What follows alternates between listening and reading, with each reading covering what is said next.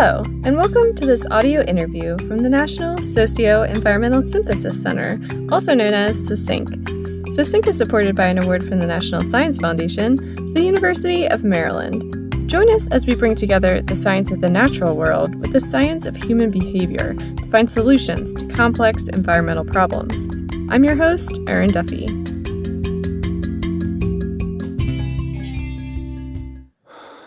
Breath. It gives us life. From the moment we enter the world and throughout our days, we take in the air around us. But for some of us, taking each breath is not always easy.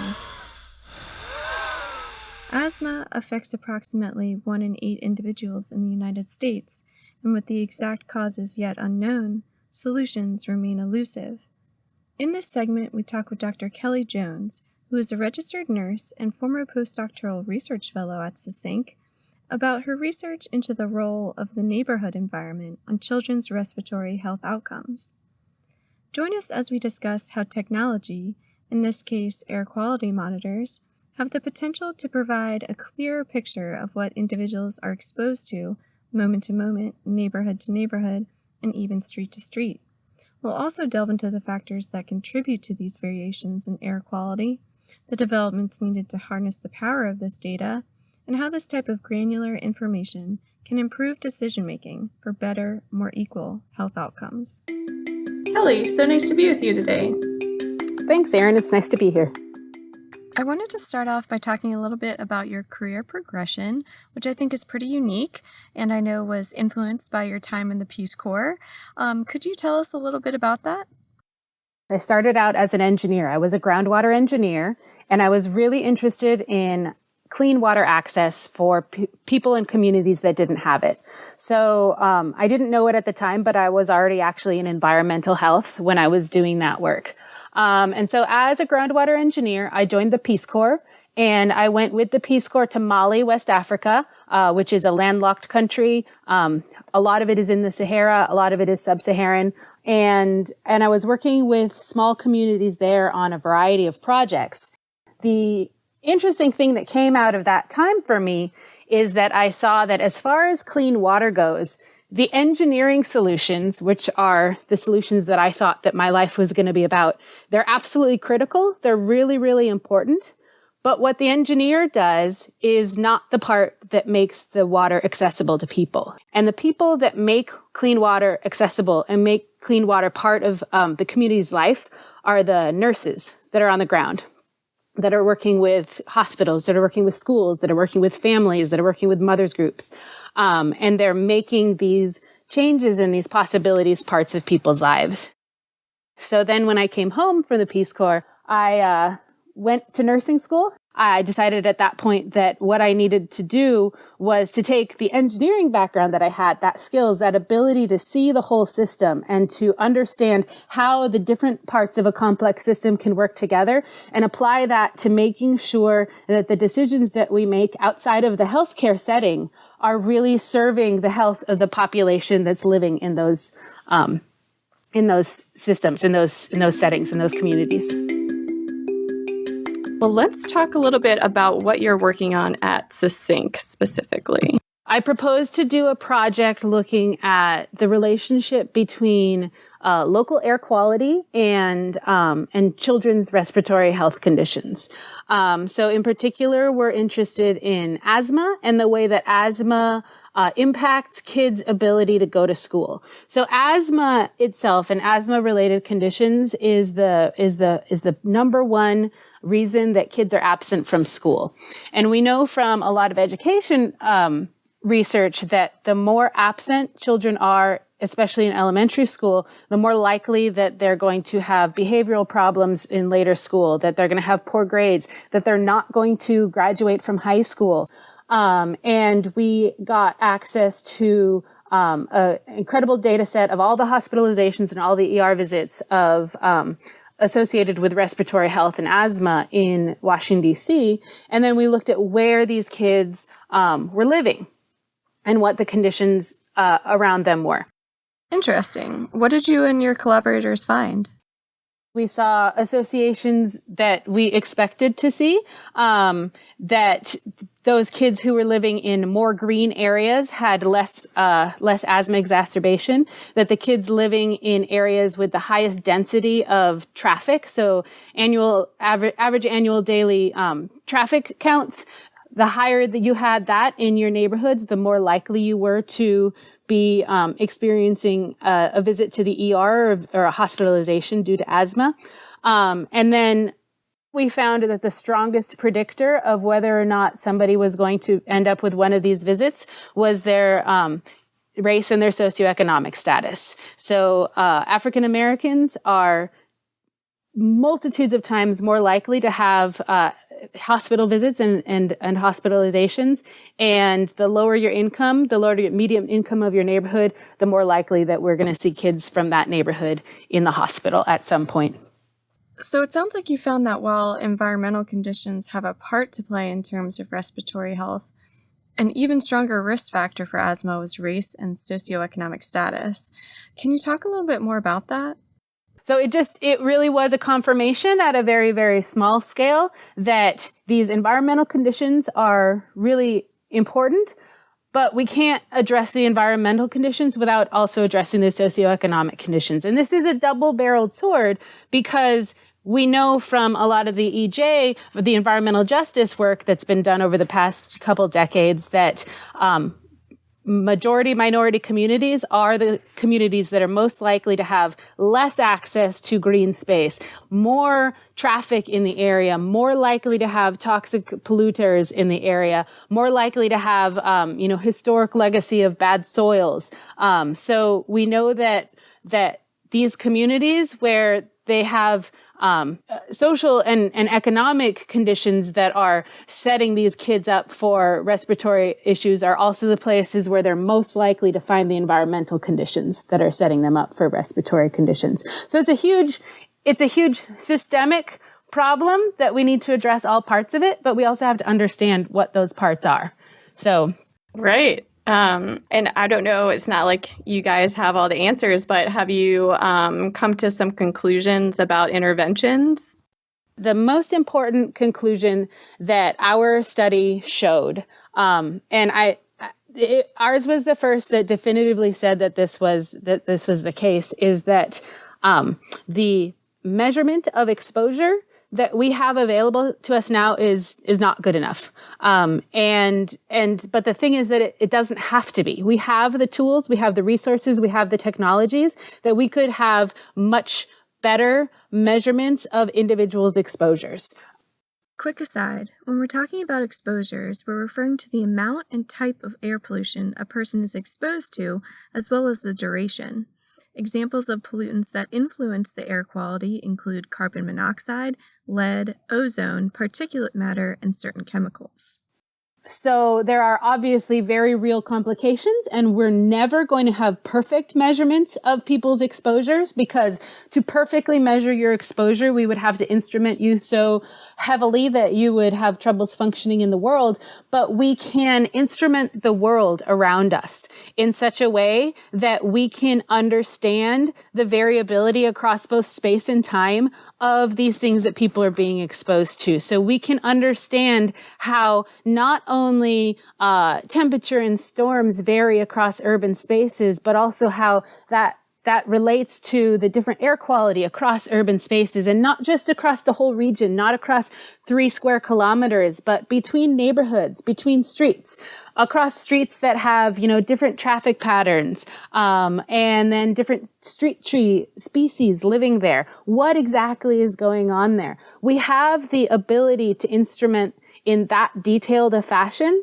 We just haven't done it. Do you have any partnerships that could turn that dream into a reality? The ongoing work that we have going on between Matchie and myself, which, side note, means the Mid-Atlantic Center for Children's Health and the Environment, and various places throughout the city, it has been really heartening, because what we've found is that we have so much support at basically the grassroots level. So we have a collaboration with the National Association of School Nurses. which has been really instrumental in getting us in front of school nurses groups, in front of principals, in front of parent-teacher groups, and everybody is super interested in saying, yeah, we can put a air quality monitor on our school. We can put 16 air quality monitors on our school if you would like to. And my goal going forward is that we're going to get more groups, the libraries, the rec centers, so the park and rec department, and all of these places. And if we can instrument all these places, then we're going to have a better understanding of how these exposures change across space. Once we have that kind of more solid measure of exposure, then we're going to be able to relate that to what we're seeing in the health outcomes, in the health behaviors, in the behaviors where people are modifying what they'd originally like to be doing because of, poor air quality, because of extreme heat, because of all of these things. And we're going to be able to take that information and then hopefully come up with a different set of solutions than we would be able to if we were applying the same exposure to everybody in the region. So it sounds like once there are more detailed measurements of exposure available, then healthcare providers can use that information to create more targeted and beneficial interventions. But to get those measurements, I'm sure there has to be more monitors. If the technology is available and you have community support, why aren't there more monitors around? I can tell you that the smaller, affordable, high quality, portable sometimes, and user-friendly sensors is the thing right now in environmental health and in kind of behavioral health. So the EPA has a network of air quality monitors deployed across the country and across the world, actually, where each of the monitors costs upwards of $40,000. So it's obviously not realistic at all for, say, a school district to buy three $40,000 monitors for every school in the district and then maintain them and then put them in places where like sixth graders are playing basketball and, like high schoolers are building model rockets and stuff like that. Like that's just not a thing that's going to happen. So there are all sorts of different lower cost and increasingly high quality air quality monitors that are available and that are, it's more feasible that either a grant from, say, the Gates Foundation or Robert Wood Johnson or some of these other groups that are really focused on kind of the broader environmental context of people's health conditions can help groups and individuals to instrument the places that children especially, but adults also are spending time. And as we go on and as people are getting more and more interested in this, these technologies are becoming more available and more affordable. So at Georgetown, the School of Foreign Service is actually developing a low-cost air quality monitor that they're hoping to deploy across, to send with the State Department to embassies all across the world to deploy in schools in underserved areas to help understand air quality condition across the world. And their goal is to keep the cost of the air quality monitor under $500. To have it sort of open access so that people can access the data without having to go through any sort of proprietary software and to have it available within the next couple of years. So there's projects like that are happening all over the world, and it's really, really exciting. So let's say in some eventuality there are enough monitors to outfit all of these key places, and we really have a fairly holistic view of what someone is experiencing in terms of air quality almost every second of every day. That sounds to me like a lot of data. Do you have a vision of how that data might be managed or analyzed, and by whom? Managing that much data and managing what that means, and then having the capacity to make it meaningful in a health context is a whole different problem. I mean, there's so many really, really great kinds of analysis that we can do that we already know, but the possibility that we have just terabytes of data is really asking for a different way to understand this exposure in a real-time situation. Because what we want with these monitors is that we want to be able to say, hey, we have 2 playgrounds on this school. Right now, because of the prevailing wind conditions, this playground is the better playground for us to have morning recess in. So let's make sure that our kids are going there. Or, for the PE teacher to be able to say, to predict even into 2 days in the future, I've got 1 day of volleyball and 1 day of soccer. It looks like tomorrow would be a better day for us to be in the well-ventilated gym. And today is going to be the better day for us to be outside, and put your soccer on day 1 and volleyball on day 2. And so we do need to come up with better platforms and interfaces for people to be interacting with their data that's happening right now, but that data having been trained by the data that we've collected prior to that. So we need really, really strong engineering and strong mathematics to be able to drive the kind of use that hopefully this intensive instrumentation can get out of these new technologies that we're developing. Right. We have so much info that could really tell us a lot, but we need a way to kind of get through it all and understand it. Yeah. And it's the kind of thing where like academics like me, we run on such a different time schedule, like I collect the data and then, over the course of the next year and a half, I'm going to tell you a little bit about your experience a year and a half ago, but that's too late. Like recess is over, so we need to make this a more timely situation where the data can really inform day-to-day practice. Having access to healthcare is obviously a huge part of promoting healthy outcomes among individuals and communities. But what are some other factors that contribute to unequal health outcomes? And can you give us an example of how this plays out in real life? There's 365 days in a year, and there's 24 hours in each day. So there's almost 8,000 hours in a year. And so let's take, a healthy 11-year-old kid. He goes in for an annual doctor's visit. So that's about an hour that he's spending with a doctor. He's going to go in for 2 dentist appointments. Every 6 months, all of us are getting our teeth cleaned and checked by the dentist. Right? Yes. And so there's another hour there. At school, he's getting some mandated screenings. He's getting his vision, his hearing, his, basic mobility tested. And then as a, healthy kid, he's going to take a couple trips to the pediatrician and let's give him an ER visit. And if we add this up, this is about 11 hours across the course of a year that he's interacting with the actual, healthcare community, with the actual medical community. So that's 0.1% of the year that this kid is interacting with what we consider to be healthcare.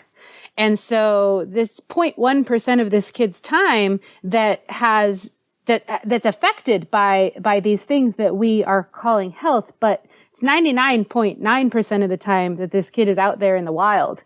And health happens then. That's when health happens. Health happens every single day in every single place that we're going. So when we think about health equity and justice, what we're actually thinking about is every decision that we make that affects that other 99.9% of that kid's time, those also have health consequences. And so if we're looking at why certain neighborhoods have higher incidence of obesity or a higher incidence of cancer, then it doesn't make sense that that's just about the screening. And it doesn't make sense that that's just about, health insurance. It has to do with the way we design neighborhoods. It has to do with where we put jobs and what that means for people who live in certain neighborhoods. It has to do with how we fund schools and what that means for the kids today and their parents and what their possibilities are going forward in the future. So when we think about health equity and justice, it's about so much more. Since health is influenced by so many factors, what do you think is a beneficial way to approach issues of health equity?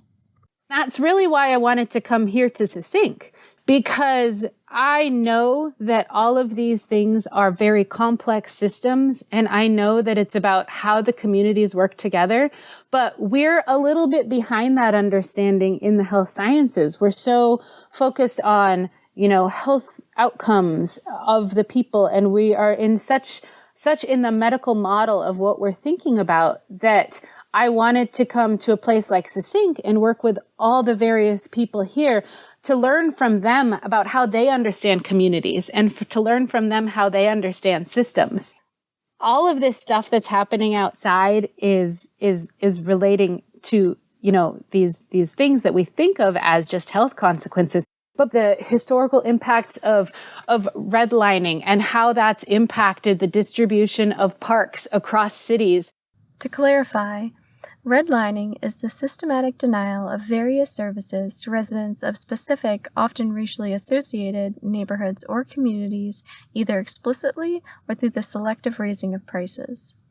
There's so much that we don't know the answers to, but thinking about these spaces as such complex systems and about having the opportunity to include health outcomes in every single one of these means that now we have the opportunity to have that conversation going forward in all of these different sectors.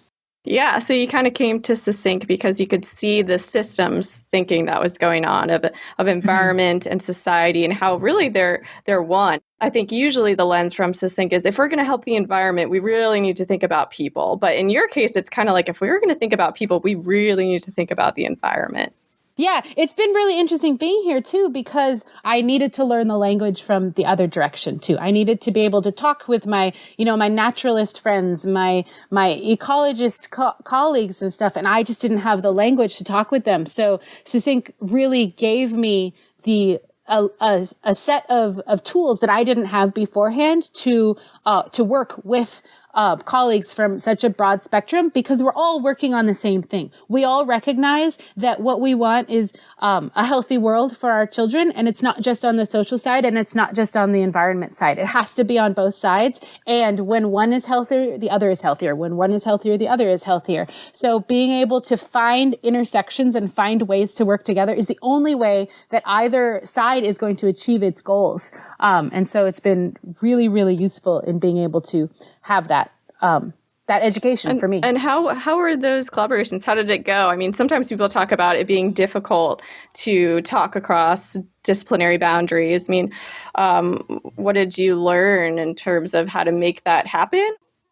Yeah, so it's definitely challenging just from purely a linguistic standpoint. We have different languages that we use, but also learning how to navigate seemingly different value sets.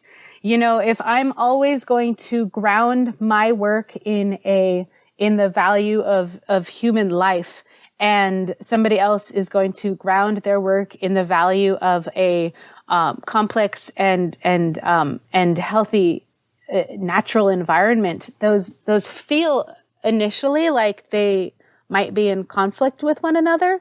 So learning how to expand my interpretation of my own value set, so that there's space for us to find the places that they are the same value set. That was definitely a challenge, but I'd say that it's definitely been successful. Well, thanks again, Kelly. I mean, this has been really insightful, and I appreciate you taking the time to speak with us. I hope your time at SESYNC carries with you.